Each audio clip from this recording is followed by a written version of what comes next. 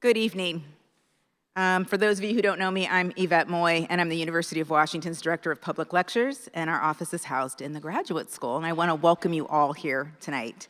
This evening, we will be welcoming attorney, author, political commentator, and activist George Conway. And he's going to be talking to us tonight about America's character and the rule of law. Before we bring George out onto the stage, I have a few housekeeping items to go through rather quickly.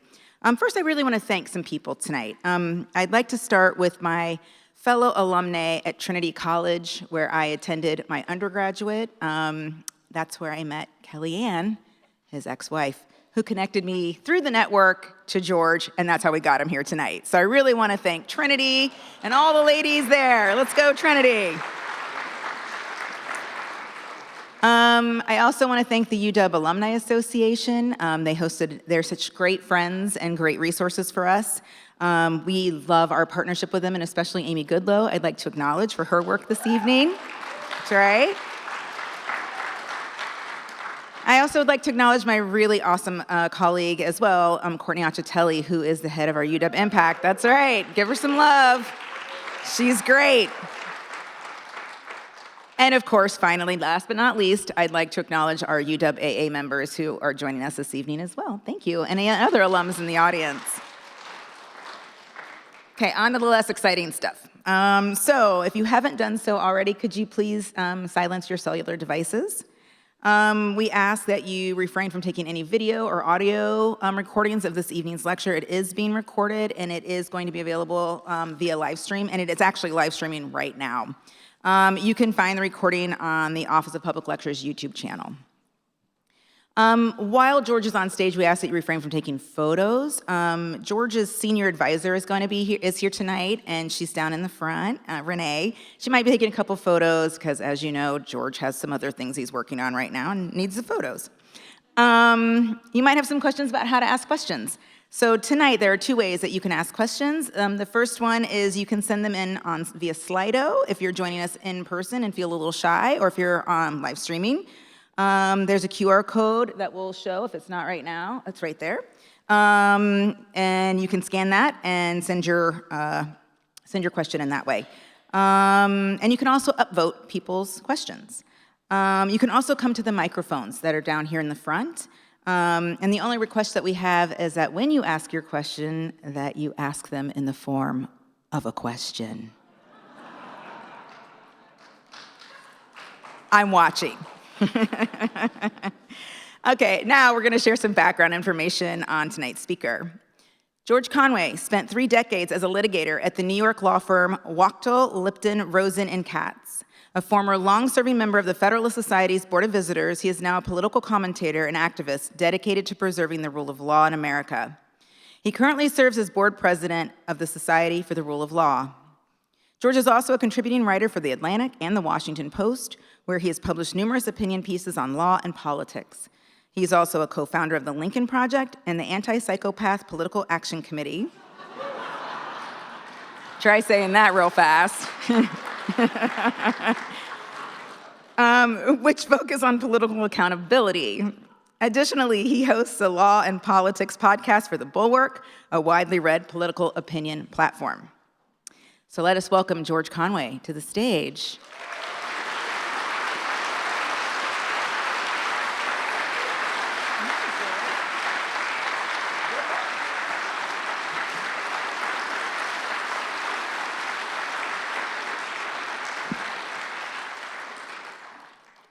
Thank you all, and thank you very much for that kind introduction, Yvette.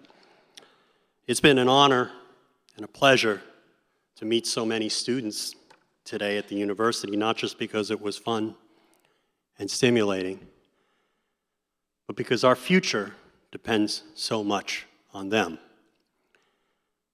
But as I'm going to talk about tonight, it depends on us as well, on all of you.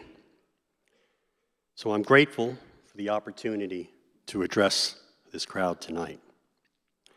Also, congratulations to the Seahawks.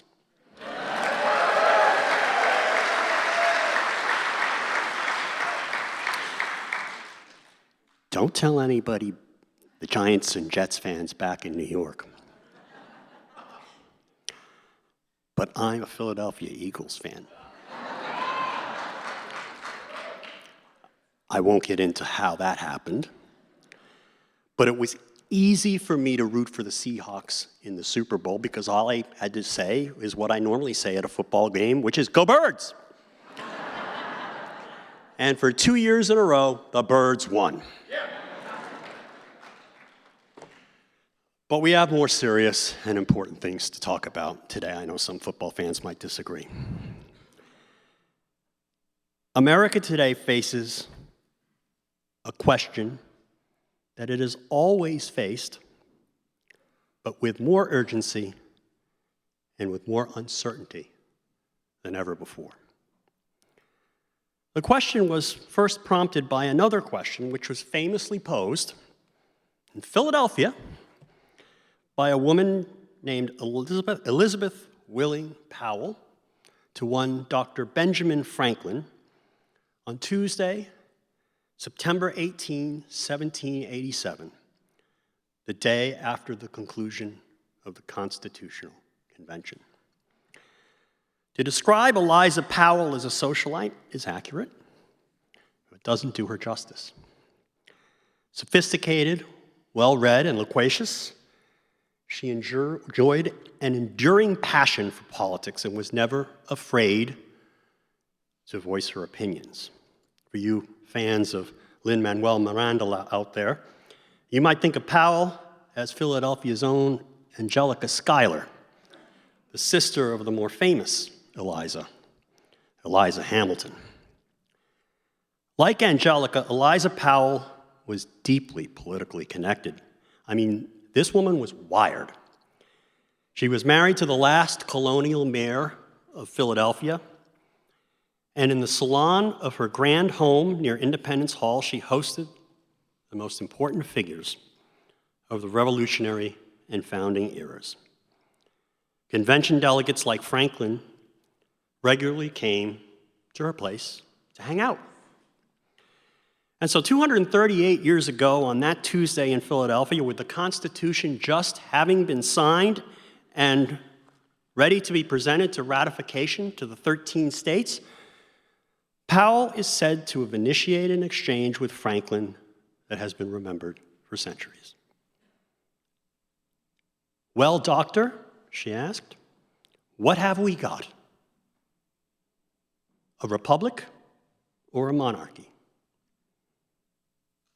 Franklin replied, "A republic, if you can keep it. If you can keep it. If."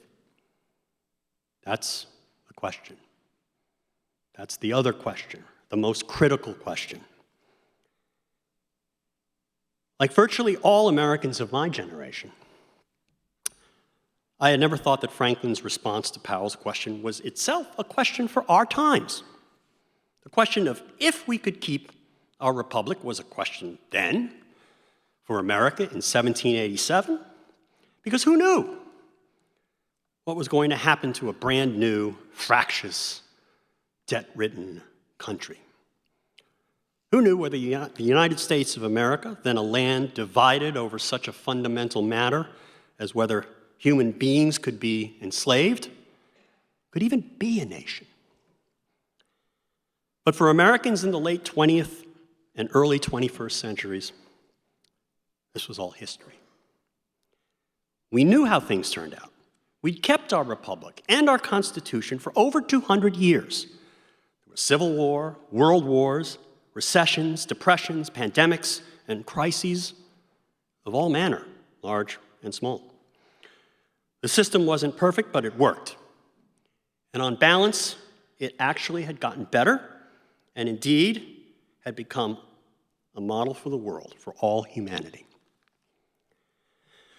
So how did we keep our republic for so long? The anti-federalists who opposed the adoption of the Constitution, you will recall, came up with one answer: a Bill of Rights. The Constitution was flawed, they said, because it didn't have a Bill of Rights. And it turned out that they got one. They insisted on one. The promise of one became politically essential to the ratification of the original Constitution, and the first Congress proposed it. And so 10 amendments to the Constitution, mostly guaranteeing specific individual liberties, were ratified by the states by 1791. But a Bill of Rights, however robust or complete, and ours really isn't, actually does not assure freedom or democracy. It helps, but it doesn't guarantee that you can keep your republic. Justice Antonin Scalia liked to illustrate this point vividly. In speeches and interviews, he loved to talk about the Constitution of the Union of Soviet Socialist Republics. The last Soviet constitution, the Brezhnev Constitution it was called, was adopted in 1977. Chapters 6 and 7 of that Constitution contained at least 26 separate articles listing dozens of rights that our Constitution doesn't mention. Equal rights for women, a right to political asylum, rights to gainful employment, to free job training and education, including higher education with free textbooks, rights to free and adequate health care, to affordable housing, to environmental protection, and even to, direct quote, rest and leisure. I mean, who doesn't need a little vacay, right? Nino Scalia ate this right up. Wonderful stuff, Scalia called these provisions. But he also correctly emphasized they were not worth the paper they were printed on. As are, Scalia continued, the human rights guarantees of a large number of still extant countries governed by presidents for life. These guarantees, Justice Scalia explained, are what the framers of our Constitution called parchment guarantees, because the real constitutions of those countries, the provisions that actually establish the institutions of their governments, do not prevent the centralization of power in one man or party, thus enabling the guarantees to be ignored. Scalia's conclusion: structure is everything. His point: working in tandem, the separation of powers and federalism are what ultimately protect our liberties. This idea obviously is not new. It was the motivating, animating consensus of Ben Franklin and the delegates who met 3 blocks away from Eliza Powell's house in 1787. Here's Delegate James Madison in the Federalist number 51. In the compound Republic of America, the power surrendered by the people is first divided between 2 distinct governments, and the portion allotted to each subdivided among distinct and separate departments. Hence, a double security arises to the rights of the people. That double security established by the concurrent horizontal and vertical dispersion of political authority has worked pretty well for a quarter of a millennium. But as America approaches its semi-quintennial, we have to ask, is that enough? Until not so long ago, I, like most everyone else, thought so. But today, I'm not, we can't be so sure. You look in the paper every day. At this point in my speech, when I drafted it, I was going to go through a litany of depredations of the rule of law, from ICE shooting protesters, killing them in Minneapolis, to DOJ cutting off funding to federal agencies created by Congress and still mandated by law, to the tariffs that were enacted pursuant to emergency authority that didn't exist and that the Supreme Court struck down just last Friday, only to have Trump invoke another statute illegally to impose reimpose tariffs. I could go on. That could be a whole separate speech. We'd be here for days. So I decided not to do that. It turns out that no more than a Bill of Rights, structural constitutional provisions don't guarantee liberty and the rule of law. What if a nation's legislature cedes its responsibilities to an executive? Sound familiar? To pick a not-so-random example, think of Germany in 1933. In March of that year, the Reichstag enacted, and forgive my attempt to pronounce the language, the Gesetz zur Behebung der Not von Volk und Reich, the law to remedy the distress of people and Reich. A statute that gave the German cabinet, and as a result gave the new chancellor, a man named Hitler, emergency powers to override the Weimar Constitution. To be sure, that law was passed after the new Nazi government unconstitutionally arrested and excluded opposition Reichstag members from voting. But there was no one to stop that. And we all know what happened next. Or what if a national government effectively destroys federalism by taking control of regional governments? Hey, that happened in Germany in 1933 too. And remember also, the USSR again. It constitutionally consisted of 15 separate, theoretically sovereign republics. These republics even had, on paper, the right to secede from the Union. But the Soviet system was never a federal system in operation and reality. So, there has to be something else that keeps constitutionalism and the rule of law alive. And I submit that it's what Judge Learned Hand called the spirit of liberty. Billings Learned Hand, that was his real name, is an icon in my profession, the legal profession, and especially in my neck of the woods, New York. He lived from 1872 to 1961, and during his last 52 years, he served as a federal judge. For 37 of those years, he served as a judge and, at one point, chief judge of the United States Court of Appeals for the Second Circuit, which sits in New York City, one of probably the two most prominent and important federal appeals court in which I had, as a young person, had the privilege of clerking.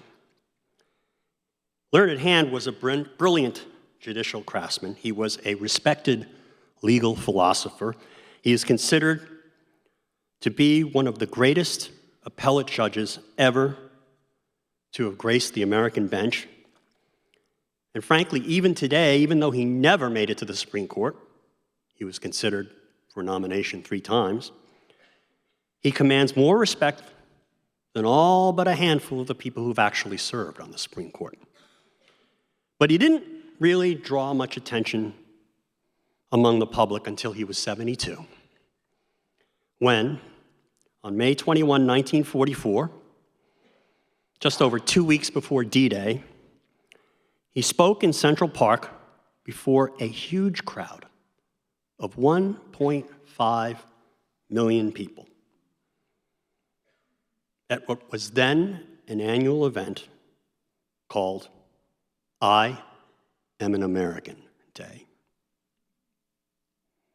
I Am an American Day was a ginormous naturalization ceremony. 150,000 people took the oath of citizenship. Judge Hand led the 1.5 million souls in attendance as they recited the Pledge of Allegiance. But before he did that, he gave a speech for which he became famous, the Spirit of Liberty speech. It was short, only about 550 words. He began by saying,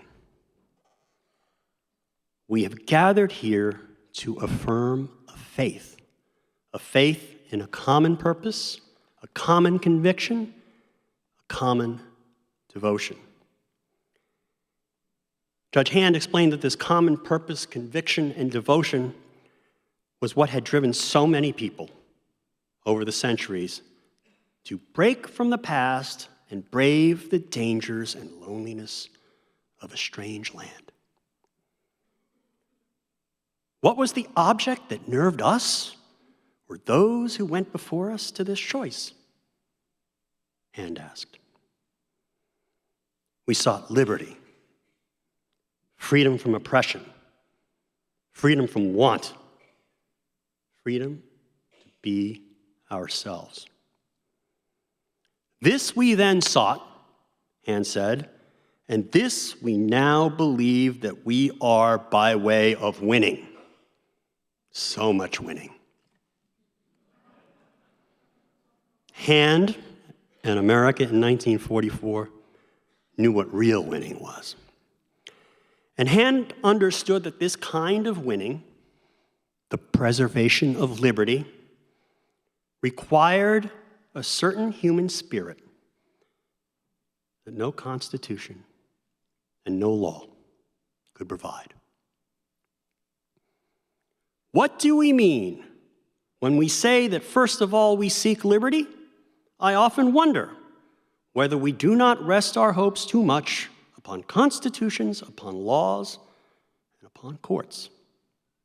He said, these are false hopes.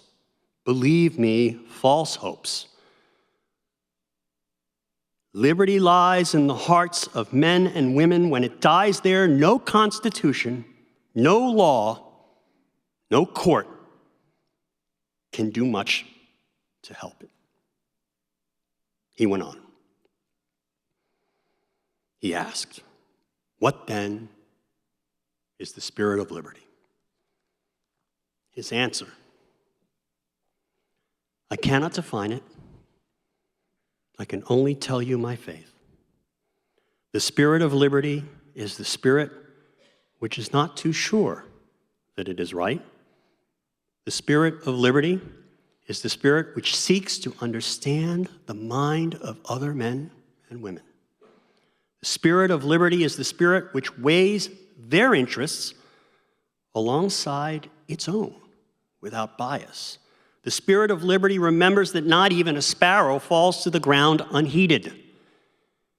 The spirit of liberty is the spirit of him who, near 2,000 years ago, taught mankind that lesson it has never learned but never quite forgotten, that there may be a kingdom where the least shall be heard and considered side by side with the greatest.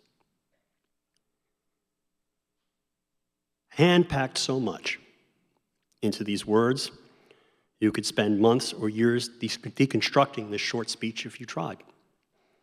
The last line I quoted refers to Christian belief, of course, but Hand was actually an agnostic. He was making a philosophical, a moral case for humility, truth-seeking, and tolerance. The spirit of liberty is the spirit which is not too sure it is right. He made the case for empathy, the spirit which seeks to understand the mind of other men and women. He made the case for fairness and selflessness, the spirit that weighs the interests of other men and women alongside its own without bias. And with a biblical allusion, this spiritual but agnostic jurist made the case for compassion. The spirit of liberty remembers that not even a sparrow falls to the earth unheeded. Compassion for the least fortunate. finally handmade the case for equality and for justice, that there may be a kingdom where the least shall be heard and considered side by side with the greatest. Judge Billings' learned hands, brief but brilliant speech, explains a lot about where we are today. For too many in our country have lost the spirit of liberty. Our federal government in 2026 hasn't an ounce of it. Instead of a government of humble and public-spirited officials, we see a leadership marked by arrogance and narcissism. Instead of a culture of truth-seeking, we live in a civic milieu dominated by a cynical, credulous, cultish political movement fueled by lies.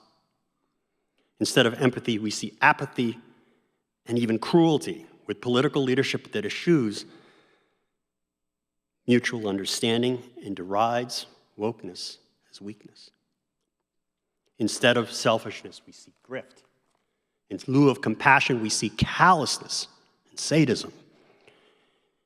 Instead of a federal government serving the interests of all, with public officials committed to the common good, to the rule of law, to their solemn oaths to uphold the Constitution and laws of the United States, we have a government conducted by self-interested opportunists and zealots beholden to the interests, the ego, and the whims of a single man.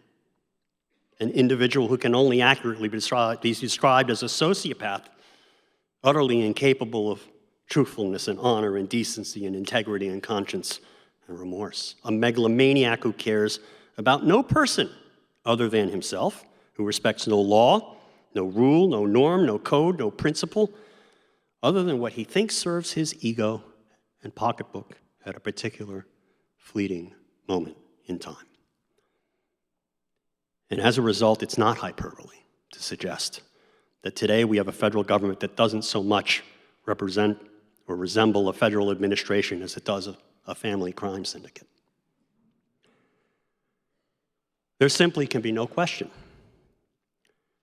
The spirit of liberty in the United States of America is at its lowest ebb in our lifetimes, and perhaps ever.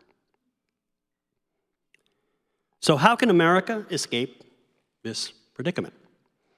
How do we revive the spirit of liberty?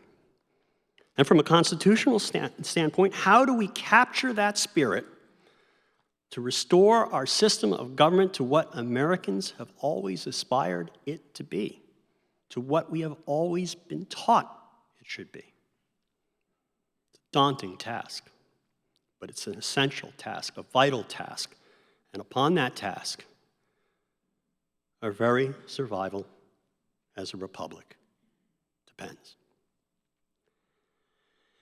As for the spirit of liberty, the underlying spirit of liberty, we often hear it said that we need better civic education. And certainly we do. To which I would add, channeling Judge Hand, better moral education. But we don't have the power to coerce people to attend remedial civics and morality schools and ethics schools, even if such schools existed. And even if we had the power to do that, we certainly don't have the time to establish such academies, let alone time to reap the benefit of them. Our republic is running out of time. We've seen the damage that a law-forsaking federal administration has wrought in just 13 months. And like many of you, I'm not sure we can survive another 35. But it turns out that Franklin and the other delegates who assembled at Independence Hall, and sometimes in Eliza Powell's well-appointed salon, devised a solution for what I believe, and I think they believe, to be a single problem. If you will, the spiritual and the constitutional solution we seek, like the spiritual and constitutional problem we face, are one and the same. The framers feared rule by an all-powerful tyrant, which is why they had revolted against a distant and, in their view, despotic monarch, and why they devoted the first and longest article of the Constitution to the establishment of a legislative branch and invested that legislature, Congress, with the sole authority to make law on a plethora of subjects. Not that they didn't also fear rule by democratic mobs. They understood that democratic government could go haywire, which is why they adopted bicameralism, federalism, the presidential veto, and ultimately a Bill of Rights. But they understood, first and foremost, the need to safeguard against usurpation of power by the executive. And so they adopted the impeachment mechanism. They feared that a president and other executive officials could steal public funds, for example. They feared that a president, whom they often called the chief magistrate of the nation, could become the cat's paw, paid or otherwise, of a foreign power. Here's an excerpt from Fran's Records of the Constitutional Convention on July 20, 1787. Mr. Madison thought it indispensable that some provision should be made for defending the community against the incapacity, negligence, or perfidy of the chief magistrate. He might pervert his administration into a scheme of speculation or oppression. He might betray his trust to foreign powers. In the case of the executive magistracy, which was to be administered by a single man, loss of capacity or corruption was more within the compass of probable events, and either of them might be fatal to the Republic. The founders meant impeachment to be a political process, but not political in the sense that we think of partisan politics today. They didn't mean for it to be a system in which, if one party controlled half the House and 2/3 of the Senate, they could just summarily vote to remove and replace the president. They also didn't mean for it to be a criminal or even purely judicial proceeding, on the other hand. They provided that judgment in cases of impeachment shall not extend further than to removal from office and disqualification. And they said that a criminal trial before judges and juries in the regular courts could take place later.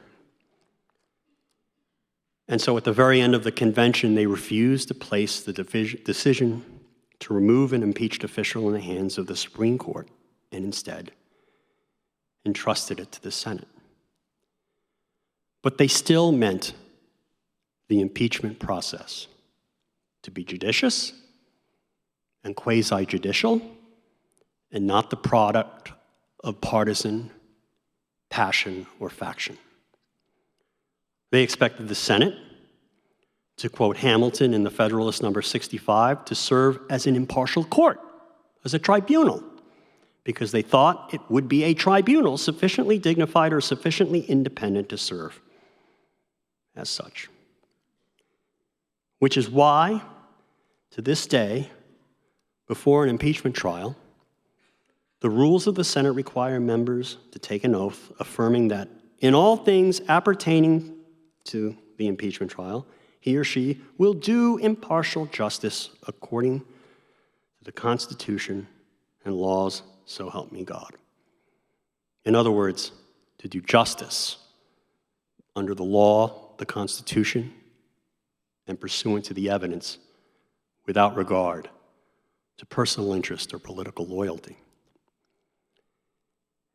And as Hamilton put it, impeachment was designed to be a method of national inquest. He capitalized those words, all caps, into the conduct of public men, including and especially the president.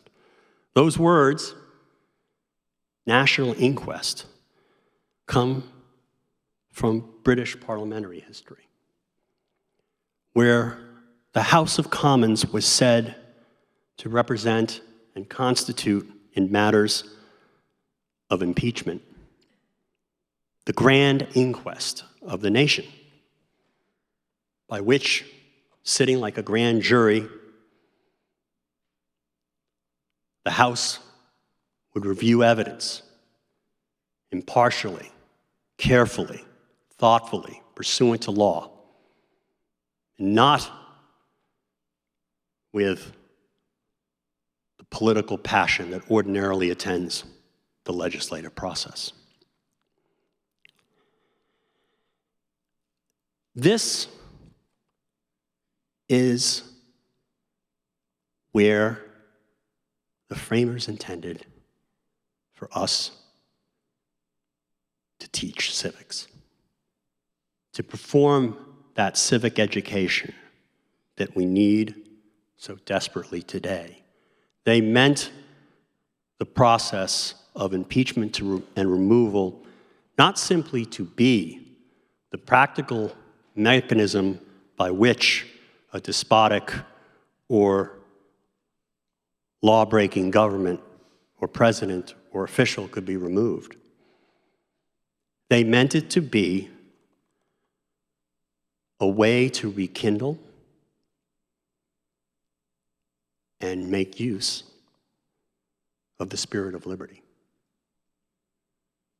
By involving the people's representatives in the process, they involve the public in the process. And again, not through partisan passion, but by setting standards for constitutional behavior, by reviewing evidence of constitutional depredation. They didn't intend impeachment to be a mechanism for political warfare, but they did intend for it to be an exercise in self-government. And so, we face circumstances in which, if the impeachment mechanism can't be applied successfully, if the spirit of liberty can't be rekindled to restore constitutional and law-abiding government in the United States, then we will not have kept our republic. We might as well throw out Article 1 of the Constitution, the article creating Congress, for it will not have done its duty and solemn constitutional obligation. And as such, we might as well throw out the entire Constitution. But it's a daunting task. It's a huge responsibility and duty for members of Congress. And to get to the point where Congress can reassert its required, obligated role under the Constitution to hold executive officials, including the president, responsible for their high crimes and misdemeanors, it requires the spirit of liberty that does exist still, that I think is growing in the United States. The spirit of liberty that I think attends people in this audience. And the way that can happen is for all of us to think of the lessons that Judge Hand, that what he taught, when he talked to those people at Central Park in 1944 about steadfastness and courage and decency and truth-telling and humility. The spirit of liberty requires moral courage among the people who are elected to Congress, who take the oath to serve as members of Congress under the Constitution, to uphold the constitutional laws of the United States, but it also requires all of us. It requires us to speak out without fear. It requires us to tell others unpleasant truths that they do not want to hear. It requires us to march on the streets, to vote, to organize, to ensure that the spirit of liberty spreads and lives and finds its way into the Congress of the United States. But it's not just activism and organizing and the moral courage of, like the immigrants going to a strange and uncertain land that we are facing in fighting for our democracy. It requires some forbearance on our part, some humility on our part, some empathy on our part for those people who now see what many of us have seen for a long time, or beginning to see. I started on so many highbrow notes, I'll start on a lower brow note. I'll finish on a lower brow note. Think of that Saturday Night Live skit from a couple of weeks ago. Did you see it? With the mom and the family. The mom was a Trumper, and she's sitting there and saying, I have something to say. And the kids are like, well, what is it, Mom? You need to not say anything. And she didn't want them to say, you see, Ma, we told you. And they started to do it as she started to tell them how she realized that she was wrong. But in the end, they held their tongues. And she got it out.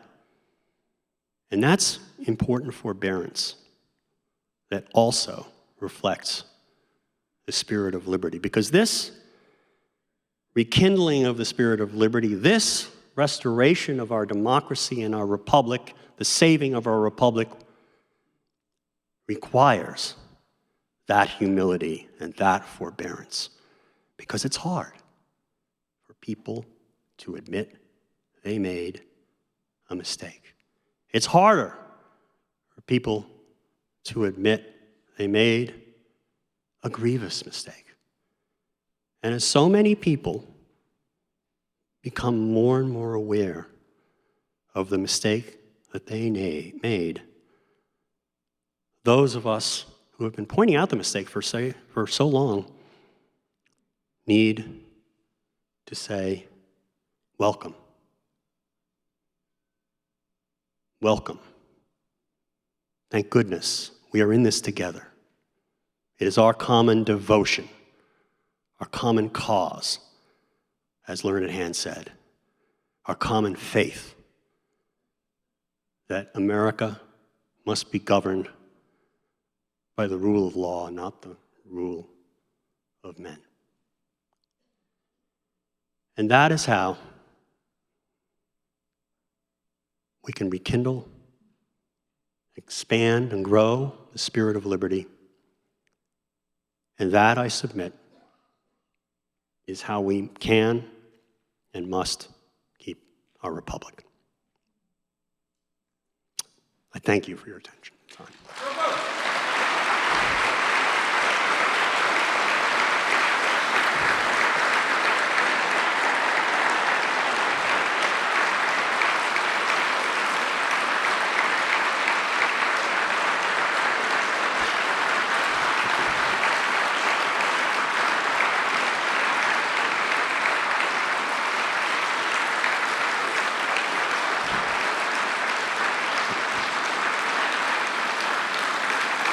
Thank you.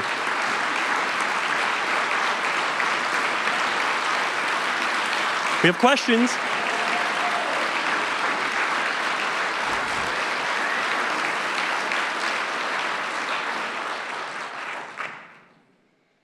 All right, I have some questions. They're on this iPad, and I also think there are questions that can be posed at the microphone. So let's. Democratic leadership seems about as popular as a root canal right now. As you enter, No comment. As you enter that club, how do you envision getting them back on the side of being more popular and more leaders? I mean, I think it's very difficult to be a legislative leader. I mean, one of the reasons why I thought about running for public office was, and I kind of felt guilty sitting in the cheap seats, lobbing bombs. You know, it's a difficult thing, running for public office. Something, you know, in 62 years never occurred to me to do. I never wanted to do it. And it's something that I would not do under any other circumstance. And something, you know, serving in public is something I won't and can't do for very long. So I sympathize with legislative leaders who have to herd cats, herd their members, and bring together groups of people who, you know, may not all have the same character, may not all have the same way of thinking, may not agree on things, and try to get them to act in a unified manner. And the way I think people can help is by voting in and electing more people who will push the leadership, who will move the center of gravity of a caucus, and who will make these arguments about right and wrong, about evidence and justice, and the proper role of a constitutional officer of the United States. And I think that's the only way. And I think that, you know, leadership, there's leadership that comes from the top, but there's also an impetus that comes from all of us and people who decide to go into public life. And that's the only solution I can think of, because as Learned Hand said, it's not the courts that are going to save us. They can't. Any other people? Go ahead. Thank you so much. I am grateful to be introduced to Judge Learned Hand and so much more of what you have taught me tonight. He's rolling in his grave, I tell you. I'm wondering if you see, let me back up quickly. You may be aware that Seattle voters will be using ranked choice voting for the first time next year. Seattle is moving to improve elections in that way. And I'm wondering if you see a role for systemic electoral reforms such as ranked choice voting, proportional representation, in your imagination for how we can rekindle that spirit of liberty. And in particular, are you familiar, as you potentially get ready to enter Congress, I hope you win, of the Fair Representation Act that has been introduced in Congress that would specifically address the way that Congress, we elect the House of Representatives, which currently, as we all know, those are just not competitive elections around the country. Do you see a role for proportional? Is that an act that would expand the size of the House? It would not expand the size of the House, that particular act. That is Jamie Raskin and Representative Don Beyer who've introduced that one. That one would switch to multi-winner districts for the same 435 members of Congress. But, for example, instead of in Washington State where we have 10 single-member districts, that would merge 5 and 5 and elect 5 members from each district using proportional representation. Yeah, I am in favor of electoral reforms that would result in less political polarization and result in fewer safe seats, one-party seats. And ranked choice voting can do that. Jungle primaries, maybe, I don't know. I'm not really a political scientist who has studied that. But I absolutely believe that the two things that have to happen in the next Congress or two is first, accountability, which involves investigating, conducting the grand inquest, and removing miscreant public officials. And then there has to be something of a second American Reconstruction that involves such reforms. But we can't get to that until we finish job one. But absolutely, I mean, I think we have to look at those possibilities to I mean, multi-member districts would mean that people have to compromise, that they have to consider voting for candidates they disagree with. They have to, people have to run more to the middle than to the extremes. And one of the problems that we have is that the single-member districts have resulted in political polarizing and gerrymandering. Another solution, as we just discussed, is the expanding of the size of the House of Representatives, because the more seats you have, the smaller the districts are, the less they can be politically gerrymandered. Although I do wonder how a House of Representatives could function with 800 or 900 members or however many it might have.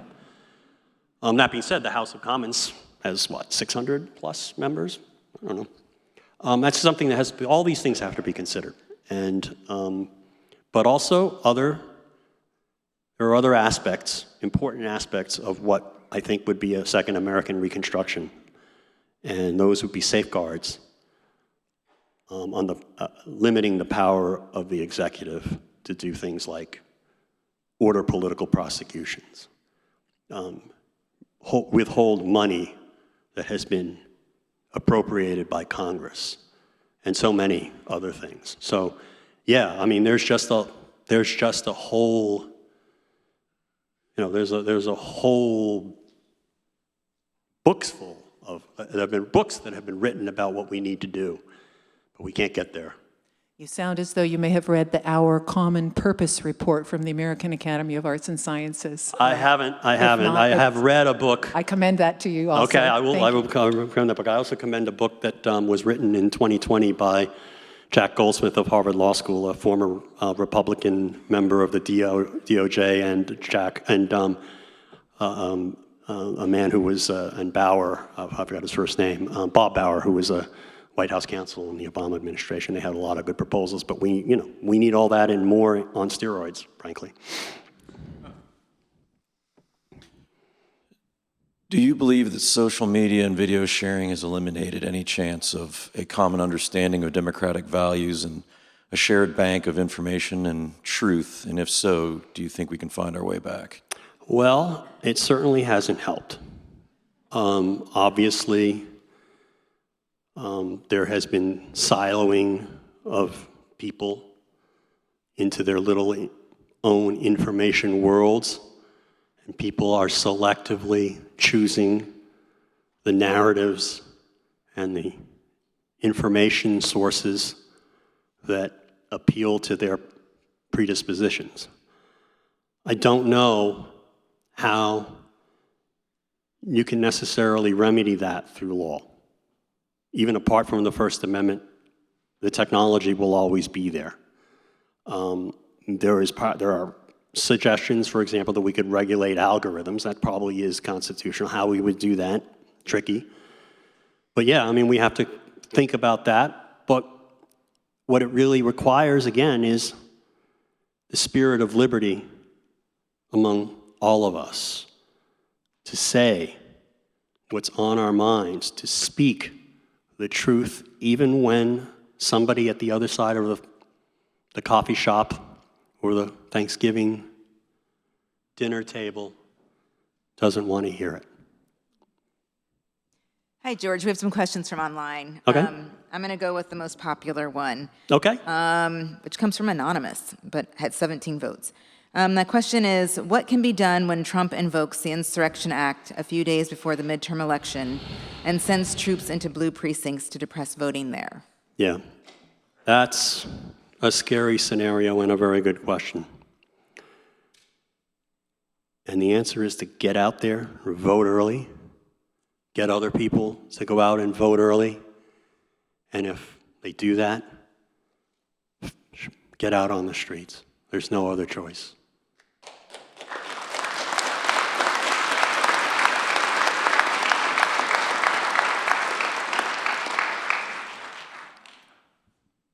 Yes, sir. So I have a question about, so I believe in grace and accountability, both. And my question is, this current administration has had corruption and grift of breathtaking proportion, coupled with equally breathtaking incompetence. I believe that there needs to be accountability, which involves a significant amount of impeachments taking place. But I worry if we impeached every person that deserves to be impeached in this administration, we would never finish the process in our lifetime. Oh, I have an idea. Okay, perfect. That's what I want to hear. I have an idea. I mean, I was a civil lawyer, and this is, but they have this in the criminal realm too, the federal civil rules of civil procedure and the federal rules of criminal procedure allow for joinder of cases, which means you don't have to sue one person who conspired with others to deprive you of your rights separately, each one separately. You can sue them all at once. And if you're a federal prosecutor, you can bring a mob case.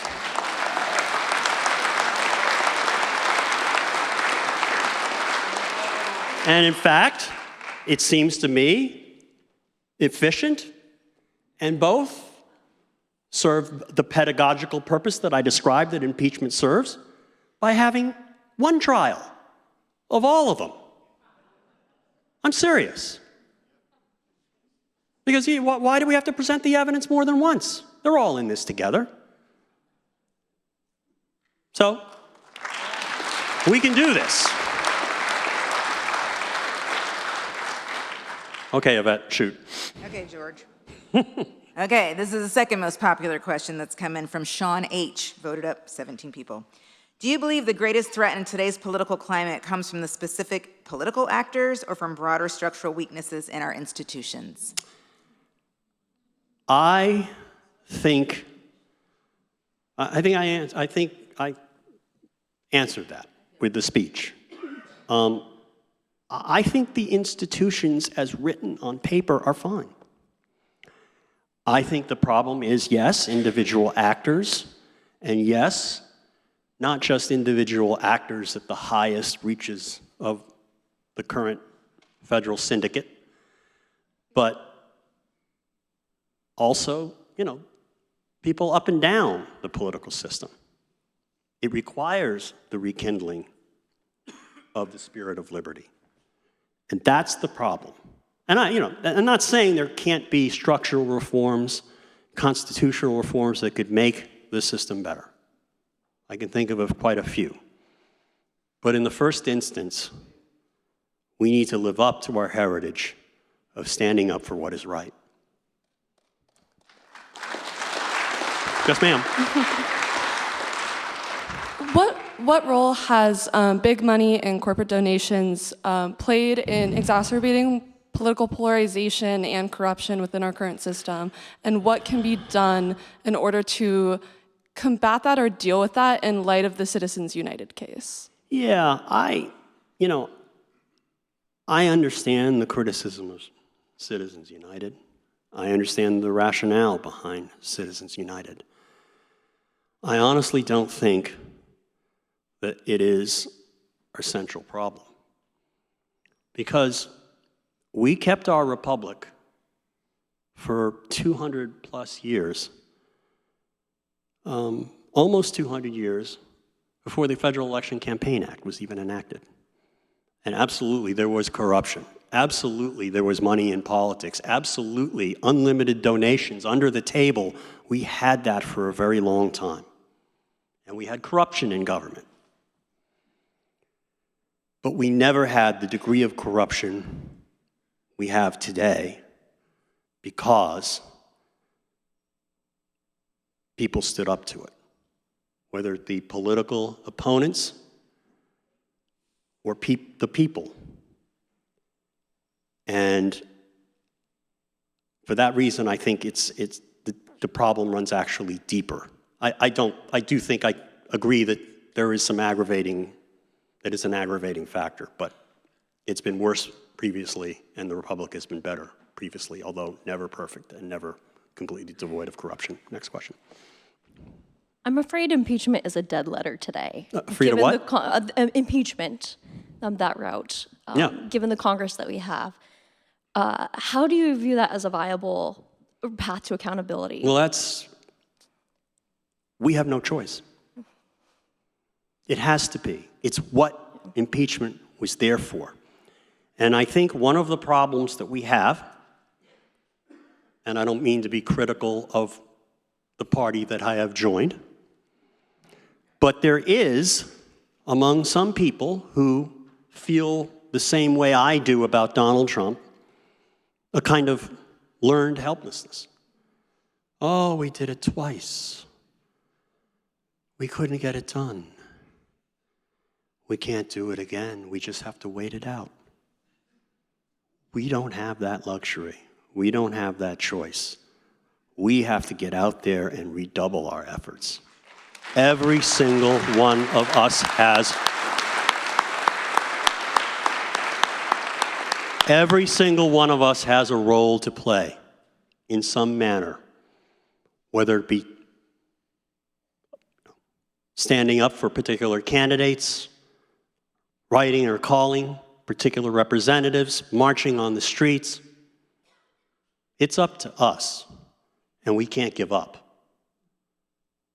And if we don't succeed, we need to leave it all out on the field. Sir. You so brilliantly used the word liberty tonight.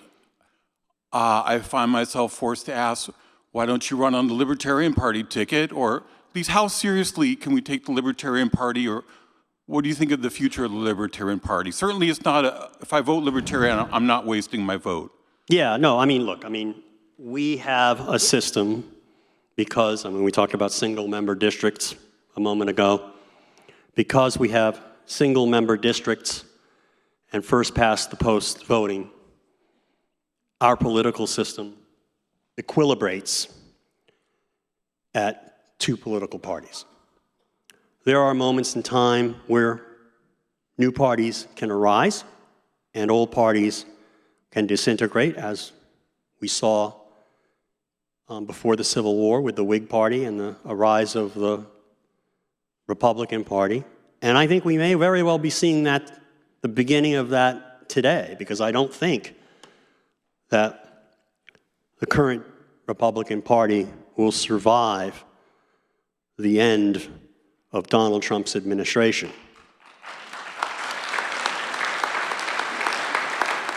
And that as a result, there will be a political vacuum that will be filled by another party, whatever that may be, however it may be constituted. And we don't really know I think we can't predict what our two-party system, we will still have a two-party system unless, I don't know, maybe some radical reform of Congress takes place that makes us more like a Italy or a UK or an Israel.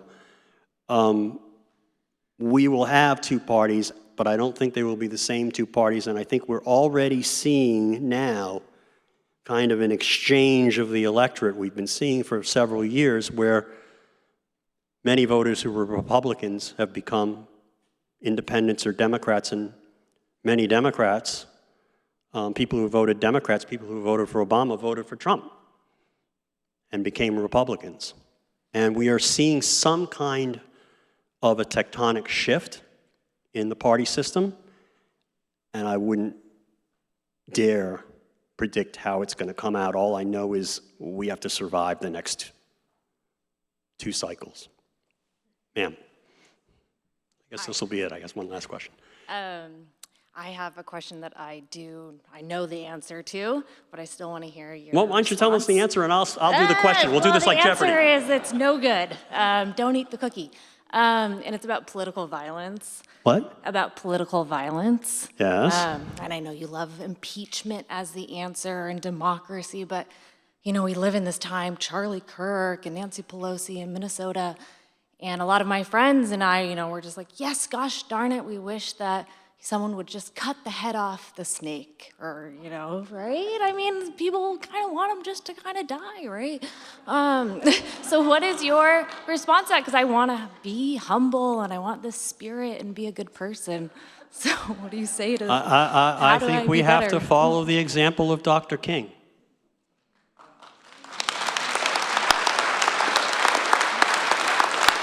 We have to stand up peacefully.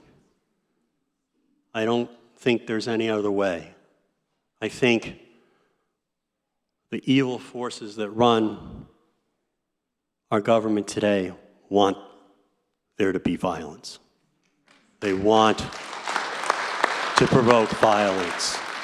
It's why they sent masked men without badges, wearing camouflage to the streets of Minneapolis and Portland. And I think the answer is more people standing up, showing moral courage and, yes, physical courage to stand up to this administration, including the frogs in Portland, who I thought were great. Thank you so much.